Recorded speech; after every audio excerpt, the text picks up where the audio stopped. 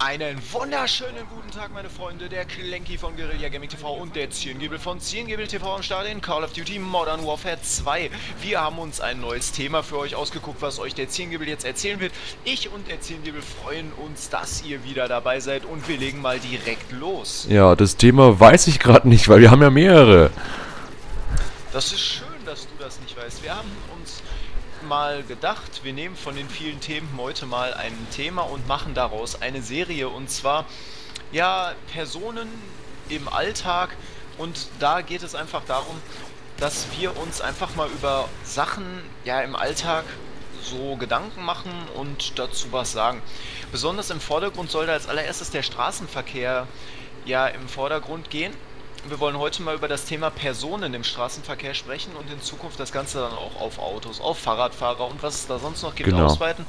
Aber generell soll diese Serie einfach davon gehen, von Situationen im Alltag, die sehr stressig sind, die sehr, ja, für uns anstrengend sind.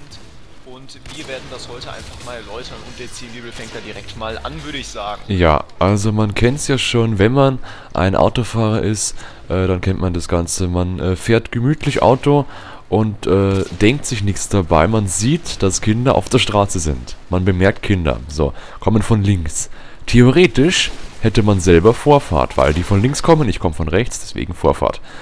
Und jetzt denken sich halt oder ich weiß nicht, bei mir früher war das so, wenn ich ein Auto sah, habe ich angehalten und dann habe ich gewartet, bis es weg ist, weil das Auto gefährlich ist und so weiter. Das war für mich ein logischer Vorgang.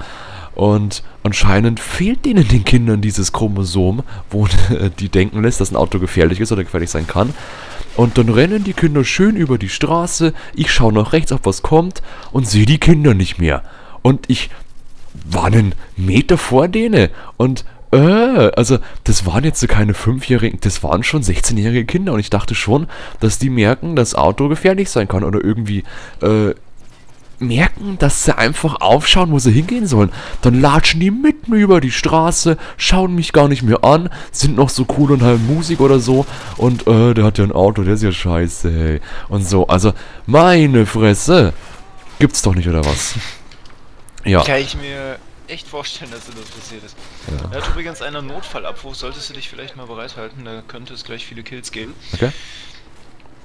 Ja, ich möchte euch heute mal, also wir haben ja davor schon mal so privat darüber gesprochen, ohne jetzt darauf näher einzugehen. Ich will das euch auch noch mal erzählen, und zwar bin ich heute so von meiner Schule nach Hause gefahren und da war ja, so eine Stadtverwaltung halt. Und ich fahre an der Stadtverwaltung vorbei. Jawohl, das ist jetzt mal fertig. Ich fange nochmal an. Ja. Also ich bin an einer Stadtverwaltung vorbeigefahren und da ist eine Straße, wo eigentlich nicht so viel Verkehr ist. Er hat Verkehr gesagt. Ja, siehst du, da kommt der Ja. Notfallabruf, den ich gesagt habe, aber egal. Und daneben ist ein dicker, großer Bürgersteig, weil es ist ja dann eine Stadtverwaltung und da ist natürlich richtig viel Fläche, wo die Leute hätten lang gehen können. So, da ist eine Bushaltestelle und bei dieser Bushaltestelle kann man mit dem Bus fahren. Und die Leute wollen natürlich mit dem Bus fahren und sie gehen dahin. Ja, das Doofe ist jetzt aber, dass da, also ich bin da lang gefahren. Ich dachte mir so, ja, kommst ja eigentlich ganz gut lang. So, dann bin ich da lang gefahren und dann waren da Leute, ich weiß nicht, 17, 18 Jahre alt, so Idioten, und waren da so, haben sich richtig viel Zeit gelassen, standen auf der Straße, haben sich nur eingeraucht, gingen ganz langsam vorwärts. Und ich dachte mir so, sag mal, Leute, seid ihr bekloppt oder so? Warum bewegt ihr euch nicht? Und dann bin ich mit dem Auto näher an die dran gefahren und da habe ich mir so gedacht, okay, trittst du die Kupplung, gibst ein bisschen Standgas. Also, dass du halt einfach nur die Kupplung trittst, dass kein Gang drin ist und Gas gibst, dass du den nicht umfährst, sondern dass der Motor einfach nur etwas lauter wird. So, der Typ, der tut so, als hört er mich nicht und geht weiter über die Straße. So, als wäre überhaupt nichts los. Ich meine, ich hätte, könnten ja manche sagen, wärst du doch einfach vorbeigefahren. Nee, ich konnte nicht vorbeifahren. Ja, und das Tolle war dann, der Typ wollte nicht gehen. Ja, ich dann erstmal, ja, ich habe dann mit meinem Arm ausgeholt und nein, ich habe ihm nicht eine auf die Fresse geschlagen. Ich bin ja kein Schläger. Nein, ich habe ausgeholt und habe 5 Sekunden lang erstmal meine Hubtaste drunter gedrückt und habe den Typ quasi von der Straße gehupt, aber richtig übertrieben. Das sah dann im Endeffekt so aus, dass da ungefähr 30 Leute noch drum standen, die an der Haltestelle standen und die alle richtig doof geguckt haben, aber das ist mir dann eigentlich auch scheißegal. Mich ärgert das einfach nur, dass solche Leute nicht verstehen, dass es eine Institution im Straßenverkehr gibt, die sich Bürgersteig nennt. Der Bürgersteig ist jetzt für alle Bürger da. Als Bürger bezeichnet man Leute, die in einem Land wohnen, aber das Lustige ist, selbst wenn man in diesem Land nicht wohnt, darf man auch als Fußgänger den Bürgersteig benutzen. Das heißt, selbst wenn ihr jetzt aus der Türkei, aus Griechenland oder aus den USA kommt, ihr dürft auch bei uns in Deutschland auf den Bürgersteigen gehen, wenn ihr euch hier aufhalten dürft.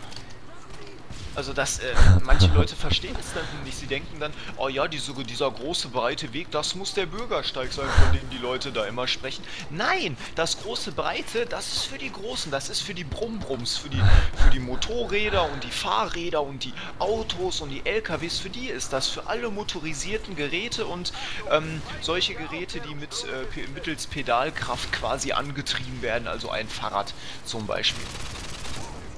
Also das haben manche noch nicht so drauf und das ärgert mich einfach, dass Leute dann meinen, da aus Spaß so provozieren zu müssen, weil ihr könnt davon ausgehen, der hat mich 100% gehört, der hatte keine Kopfhörer, nichts drin und ja, ich weiß nicht, der war irgendwie ein bisschen sehr, sehr eigenartig. Ja, das ist das, was mir heute exakt passiert ist. Ja. Und wir sagen das nicht, weil wir cool sind, weil wir ein Auto haben und weil wir andere Menschen nerven wollen. Nein, wir sagen das, weil es ist ja Autofahren, man muss ja auf alles aufpassen, man muss ja schauen, wo kommt was kommen, wo kommt ein Ball reingerollt, muss man sofort bremsen, man muss da so aufschauen, man muss auf jeden anderen Verkehrsteilnehmer aufschauen, wenn jetzt der Depp von nebenan, von der gegenüberen Spur, nach links ausrollt auf einmal, weil er jetzt wegschaut oder weil er einschläft oder keine Ahnung, das kann alles für Gründe haben oder einfach so, man muss so aufpassen im Straßenverkehr und dann so provoziere einfach so Volldeppen, so scheiß dumme Idioten, wo halt einfach... Muss ich hier mal kurz unterbrechen? Ja. Ich möchte nämlich nicht Invasion spielen. Würdest du bitte voten? Ja. Merk dir bitte, was du gesagt hast. Vote, skip, vote.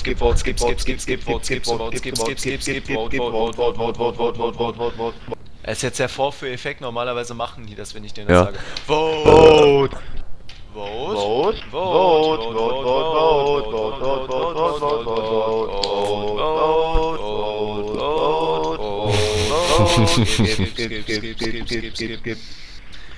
Nun gut, ich würde sagen, dann gehen wir einfach raus. Ja. Ach nee, wir warten auf einen weiteren Spieler. Ja, vielleicht votet der ja dann. Ja, mit 2 Stimmen. Ja, danke an die Zuschauer, die an dieser Stelle noch zuschauen.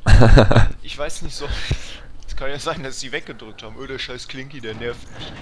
So, das wollte ich nämlich erreichen und du hast ja gemerkt, was du gerade gesagt hast, jetzt darfst du weitersprechen. Ja. Sorry. Also, es ist für Autofahrer, man muss aufschauen, im Winter jetzt besonders, man kann wegrutschen irgendwie, die Straße kann glatt sein und das kann echt scheiß Folgen haben, wenn man dann auf einmal auf dem Bürgersteig draufsteht, wie es mir schon passiert ist, wenn es glatt war und ich um eine Kurve musste. Mit 5 km/h bin ich gefahren und immer noch gerutscht. Ja, und da muss man einfach aufpassen und ein bisschen auch, ich weiß ja nicht, ich fahre mit meinem Auto ja auch nicht auf den Bürgersteig, weil ich die Bürger nerven will, ja, also, ich finde es halt ein bisschen doof von einigen und auch unüberlegt, mein Gott, kleine Kinder, die wissen das nicht vielleicht, dann müsste es denen gesagt werden, aber... Wobei, ich muss dich da auch unterbrechen, die ganz kleinen Kinder, also sagen wir mal so 6, 7 Jahre alt, die halten sich da dran. Ja, also, wenn ich so durch eine Straße fahre, sagen wir mal eine 30er-Zone, da habe ich sehr oft, dass dann da kleine Kinder langlaufen, so. Und wenn da kleine Kinder sind, ist bei mir als Autofahrer schon wirklich so, also manchen ist es wirklich egal. Bei mir ist da so ein Knopf, wenn ich kleine Kinder irgendwo sehe, dann fahre ich automatisch konzentriert auf diese Kinder. Dann gucke ich die genau an und gucke, was die machen und da ist es so, die drehen sich meistens um und sehen, da ist ein Auto und dann bleiben die stehen oder gucken nur dem Auto hinterher, weil die halt einfach Angst haben, da kommt das große Auto, Mama, Papa hat gesagt, das ist böse, aber irgendwann ist es so, dass diese Leute dann, wie du schon sagtest, dass sie das Chromosom verlieren und nicht mehr ganz so in der Lage sind zu unterscheiden, welche Rolle sie gerade im Straßenverkehr haben, ob sie Bürger sind oder ob sie Autofahrer sind, also das wissen die dann nicht mehr so ganz. Also die ganz kleinen Kinder halten sich überwiegend da dran. Ja, aber eben, Da schaue ich auch immer auf, wenn kleine Kinder auf der Straße sind, also auf dem Bürgersteig meistens, dann fahre ich auch immer ganz langsam, weil man weiß ja nicht, was sie jetzt machen, schauen sie weg, weil die können, das ist ja, mein Gott, die wissen das noch nicht so gut, die sind noch nicht erwachsen oder halt größer, dass sie sowas verstehen, dass ein Auto böse ist, aber von, ja, Menschen, die schon älter sind und man annehmen würde, dass die mitdenken, manchmal vielleicht ein kleines bisschen, aber es geht echt nicht, hey. Oder es ist auch andersrum, natürlich, ich habe schon mal ein Beispiel gebracht, ich muss mit dem Zug fahren und so weiter und musste auch zum Zug hin und dann bin ich mal auf dem Zugweg in einen, ja, in einer Fünferzone, in einer Fußgängerzone gestanden, ne? Und da fahren Autos lang, so. Und die meisten sind wirklich sehr langsam, alles gut passt und so. Und es gibt halt einige Idioten, die denken halt, die müssen hinter einem Fußgänger fahren und dann hupen wir, weil der so langsam geht, ja. Es ist aber Schrittgeschwindigkeit. Ja, das ist es nämlich. Ja? Sorry, dass ich jetzt wieder Macht nichts, ne? Diese verkehrsberuhigten Bereiche, du sagst jetzt 5 km/h-Zone bei uns. Ja. In der Region heißt das einfach verkehrsberuhigter Bereich. Ja, genau, da so musst heißt du es halt ja auch. gucken, dass du möglichst nicht schneller als 10 km/h fährst, wobei Schrittgeschwindigkeit so 5 bis 7 sind, aber ist ja auch egal. Ja. Jedenfalls, da habe ich mir auch schon mal so Gedanken drüber gemacht. Mir selbst ist das noch nicht passiert, aber ich habe das schon teilweise mit verfolgt. Da sind Autofahrer, die fahren hinter den Fußgängern her und fangen an, die anzuhupen. Ne? Ja? Ich finde das Ich so meine, frech. das sind Ecken, wo man es dann auch wirklich nicht macht, weil bei mir war das so, da wo ich das gemacht habe, da war eine 30-Zone und da muss ich nicht mit 8 km/h hinter so einem Vollidioten herfahren. Ja. Ich glaube, rein theoretisch hätte ich da, nee, das war sogar 50, wo ich fahren durfte und der geht da auf die Straße, der Arsch. Ja. Ja, jedenfalls, in einem verkehrsberuhigten Bereich darf man ja von der Straßenverkehrsordnung her nicht schneller als Schrittgeschwindigkeit fahren. Ja. So, und was ist Schrittgeschwindigkeit? Die Geschwindigkeit, die Fußgänger an den Tag legen. Das Ja. heißt, wenn ich hinter einem Fußgänger herfahre und der mir zu langsam ist, dann habe ich Pech gehabt. Ich meine, wenn der jetzt auf der Straße stehen bleibt, dann ist das berechtigt, dass ich da anfange zu hupen. Oder wenn der es irgendwie fertig bringt, sich mit 1 km/h zu bewegen. Also sagen wir mal, als ob es so ist, dass er stehen würde. Ja. Dann ist es ja okay, aber wenn die normal gehen, dann fahre ich nicht dahinter und hub die an. Also Nee. es ist ein super Beispiel, was du jetzt gebracht hast. Ja. Das ist wirklich Alltag, dass da Leute dann auch wirklich nicht nachdenken. Das Ja. ist dann was, wo die Autofahrer wiederum nicht nachdenken, Ja. was scheiße ist. Es gibt beide Seiten, wo einfach Idioten unterwegs sind. Es gibt immer Idioten. Und einige sind halt ein Deppenmagnet. Die ziehen halt Idioten an, so wie ich manchmal. Ja. Und da werden wir noch einige schöne Beispiele hören. Und ja, beim Autofahren ist es klar. Oh Gott, ich bin mal auch kurzes Beispiel. Es gibt auch die Möglichkeit, dass Autofahrer gegenüber Autofahrern Idioten sind. Ich meine jetzt, ich fahre auf der Landstraße, da darf man 100 fahren. Ich fahre langsamer, weil Winter war. Und ja, dachte ich mir, passt so. Und dann fahre ich halt im Winter auf einer, ja, nicht glatten Straße. Und dann kommt mir ein Geländewagen entgegen, der fährt locker 120, 130 auf meiner Spur. Ja, leck mich am Arsch, ging da mein Herz. Gott, war ich fertig. Ich dachte mir, was macht der? Der fuhr auch nicht rechts. Ich hab so gebremst. Ich dachte mir, jetzt ist es vorbei. Hey. So was Krasses, ja, leck mich am Arsch. Hey. Warum fährt man auf der anderen Spur? Das war eine Gerade. Warum fährt man auf der anderen Spur? Ich weiß es nicht. Ich werde dir dann noch was ganz Krasses erzählen. Also das Ja. gehört jetzt hier heute nicht rein, weil Ja. wir heute über Fußgänger sprechen, aber ich habe in meiner Autofahrzeit schon so krasse Sachen erlebt, dass ich auch immer sage, wenn ich meinen Schutzengel nicht hätte und der nicht so zuverlässig ist, dann würdet ihr mich um Längen heute nicht mehr kommentieren hören. Und das meine ich wirklich ernst. Also es gibt im Straßenverkehr Situationen, wenn ich das zusammenzähle, hätte ich eigentlich schon mindestens 9-mal sterben müssen im Oh. Straßenverkehr. Da wird es aber dann noch konkrete Beispiele geben, wenn wir über das Thema Autofahrer-Idioten halt reden. Genau. Und da könnt ihr auf jeden Fall schon mal drauf gespannt sein. Da wird es auf jeden Fall von uns beiden auch wieder wahre Geschichten geben, was da wirklich mal beinahe passiert wäre oder was da passiert ist. Also, wenn man so drüber nachdenkt, ist es natürlich schon krass, wenn man dann im Straßenverkehr ist und sich nachträglich über solche Aktionen Gedanken macht und sich denkt, Mhm. da wärst du eigentlich tot gewesen, Das ist so wenn krass, da der sowas. Schutzengel nicht aufgepasst hätte, ja. Ja, das hatte ich auch schon. Das ist so krass, ey. Ja. Ja, gut, die einen können es halt nicht verarbeiten. Bei mir ist es so, ich nehme das in diesem Moment gar nicht so richtig wahr, aber wenn ich dann das Auto quasi verlasse irgendwann und dann irgendwo in Ruhe sitze, dann fällt mir auf einmal auf, da ist irgendwas, das was heute passiert ist, das geht dann einem durch den Kopf und dann fällt einem eigentlich mal auf, wie krass das eigentlich war. Ja. Nun gut, aber da wollen wir jetzt auch nicht weiter drüber reden. Das wird es auf jeden Fall in nächster Zukunft noch geben. Ich hoffe, der Serienansatz gefällt euch. Ja. Und da könnt ihr euch drauf freuen. Genau. Und natürlich könnt ihr auch in die Kommentare eure Erlebnisse schreiben, was ihr hattet. Entweder mit Autos, mit Fußgängern oder mit alten Frauen auf Motorrädern, ich weiß es nicht. Und ja, das Match ist bald vorbei, aber das macht ja nichts. Ja. Ja. Nee, also es gibt schon krasse Sachen, wo man denkt, boah, warum geht mir der nicht aus dem Weg? Ja. Oder ich weiß nicht, Menschen, wo auf der Autobahn gehen, ja. Also Menschen, die nicht gehen müssten, weil sie haben irgendwo, weil ich weiß, das ist bei uns manchmal, da sind immer so Durchsagen, ja, Mensch, geht auf der Autobahn A93, Vorsicht bitte. Ja, warum geht der auf der Autobahn? Und dann wurde halt, auch noch ein ja, krasses Beispiel, ja, aber erzähl das zu Ende, das ist sonst Und scheiße von mir. dann wurde der halt so befragt und so, warum gehen sie auf der Autobahn? Ja, meine Frau wollte mich nicht fahren. Oder so. Das ist wirklich sowas ganz krasses. Ja, ich kann doch nicht auf der Autobahn gehen, ja, spiel nicht denn. Ja, jetzt bist du. Ja. Ja. Ist aber echt so, also da habe ich mich auch schon manchmal gefragt, Fußgänger auf der Autobahn, ja, ich weiß auch nicht so richtig.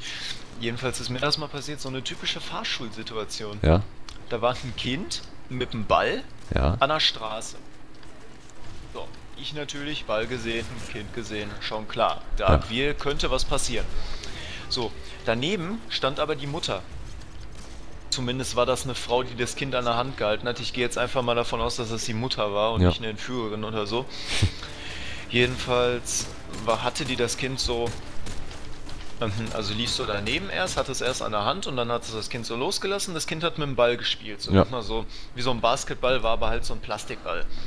Und hat das immer so auf den Boden nennt man das, schmissen. aufgeschmissen, genau.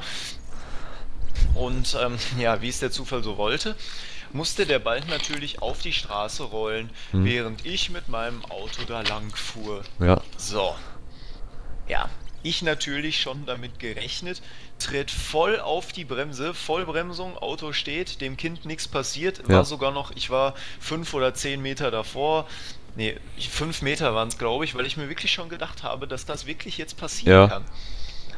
Ja, Mutter erstmal total schockiert geguckt, rennt so auf die Straße, holt das Kind da weg, guckt nur so ganz dämlich.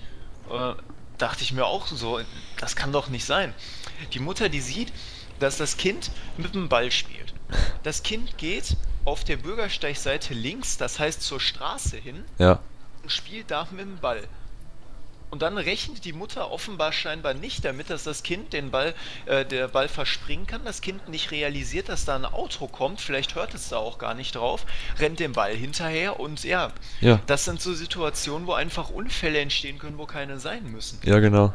Ja, Ich meine, nicht jeder Autofahrer ist bei so einer Situation aufgeweckt und passt da wirklich auf. Und also ich habe es nicht ganz verstanden. Dann würde ich doch gucken, wenn das Kind schon mit dem Ball spielt, dass ich das Kind wirklich am äußeren Rand damit spielen lasse. ja, Wenn es das schon so machen muss, dass ich sage, okay, du gehst jetzt rechts auf den Bürgersteig, damit du halt nicht so nah an der Straße bist und ich gehe dann links. Aber also es gibt manchmal Situationen, die habe ich nicht so wirklich verstanden. Also ich bin da auch froh, dass da nichts weiter passiert ist, weil im Endeffekt, selbst wenn du eine Schuld hast oder wenn, sagen wir mal, du hast überhaupt keine Schuld an sowas, und das wäre ja in dem Fall auch so gewesen.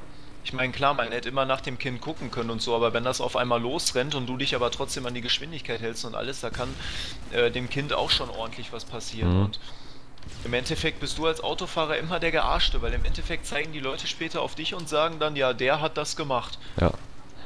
Aber Und die selbst- Hintergründe, die sieht dann keiner. Und dass man, genau, Ja. jetzt kommt der Selbstaspekt. Ja, okay. Ja, den wolltest du ja sagen. Achso, und selbst wenn man nicht schuld ist, man denkt daran irgendwie. Wenn jetzt ich ein Kind anfahre oder so, dann würde ich da ewig daran denken und Gewissensbisse bekommen und so. Warum passe ich nicht auf? Ich kann nie wieder Auto fahren und so, ja. Ja. Also ich fand's ja dann einfach nur krass wegen der Mutter. Wegen dem Kind ist das klar. Kinder sind unberechenbar, die wissen das auch noch nicht in dem Alter. Also das war so ein ganz kleines Kind, ich glaube 6, 7 Jahre alt. die achten dann natürlich noch nicht so drauf und dann rennen sie einfach auf die Straße. Das ist auch nachvollziehbar, damit muss man auch als Autofahrer rechnen, das Ja. habe ich ja auch. Aber dass die Eltern da nicht aufpassen, dass da einfach dann sowas gemacht wird. Ich meine, das ist ein Moment der Unachtsamkeit und auf einmal ist das Kind weg. Ja, stimmt. Habe ich nicht so ganz verstanden. Das sind auf jeden Fall so diese krassen Momente, die wir so mit Fußgängern erlebt hatten. Ja, da waren schon ein paar. Und nächstes Mal gibt's dann die krassen Sachen mit den Autofahrern. Machen wir das zu Ende oder machen wir jetzt, hören wir auf, tun wir? Ja, das ist jetzt die dritte Runde. Wenn wir das zu Ende machen, dann habe ich, glaube ich, morgen 28 Minuten zum Hochladen. Das muss jetzt auch nicht unbedingt sein. Ja, genau.